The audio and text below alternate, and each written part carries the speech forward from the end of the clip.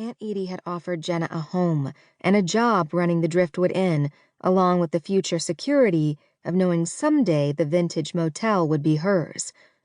It had been a run-down dump when she arrived, but she'd turned it into a charming bit of nostalgia, and the motel was actually doing well. So was her daughter. Sabrina had been anything but cooperative when the unwanted change had been dumped on her, but she'd eventually found her feet, along with the love of her young life, and, like her mother, had put down roots in the beachside town. There'd been plenty of room for them in Aunt Edie's beach house, and the older woman enjoyed having them with her. Jenna looked at the trio of women who were the pillars of her life. Her mother, Melody, Mel to her friends, in her early 60s, and still slender and beautiful, was standing next to Ellis, whose eyes had lit up the moment he saw her. She was happily holding her 2-month-old second grandchild. Next to her stood Jenna's younger sister, Celeste, sneaking an appetizer to her dog, Nemo.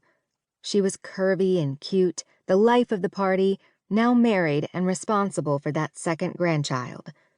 Then there was sweet Aunt Edie, still perky at almost 86. She was proudly wearing an orange, elect Jenna Jones t-shirt that clashed horribly with her hair. It was a shade of bright cherry red that made her head look like a lost Christmas light. But she'd sported that shade for years and refused to be budged from it, in spite of the best efforts of her friend Pearl at Waves Salon to switch her to something slightly more subdued. Her coral lipstick added yet another interesting color to the palette that was Edie Patterson. In short, she was adorable. Yes, Jenna thought, looking at them and all the people who had come to mean so much to her. What more could a girl ask for? Sex. Getting a sex life sometime before she died would be great. She'd been divorced for almost 4 years. Surely she was ready to take a chance on love again. And who better to take it with than tall, blonde, blue-eyed Mr. Gorgeous Brody Green. Successful, charming, well-off, he was Moonlight Harbor's catch of the day, and Jenna had caught him the first time they met. Most people already considered them a couple, friends with benefits. Except there weren't any benefits.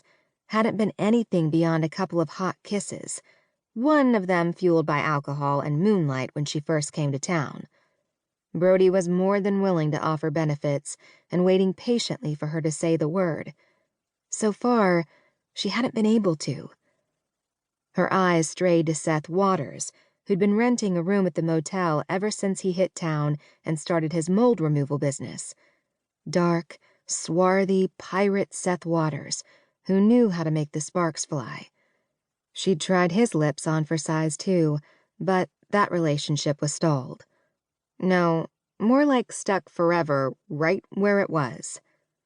Aunt Edie was a big fan of both men, but Brody had been her buddy for years, and he was her favorite.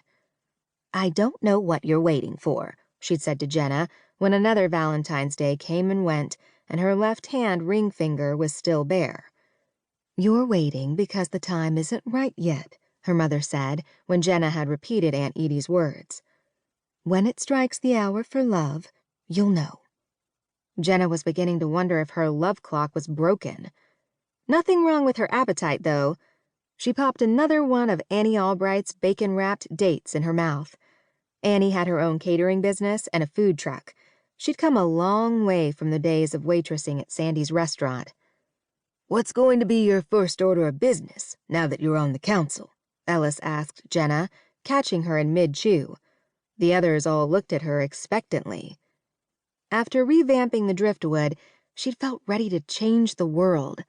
At least, the world of Moonlight Harbor. Not that her town needed much changing, but she did have ideas. "I'm sure going to be pushing for looking into building a convention center. It would be great for our local businesses if we could bring tourists to town all year long, and a convention center would help us do that.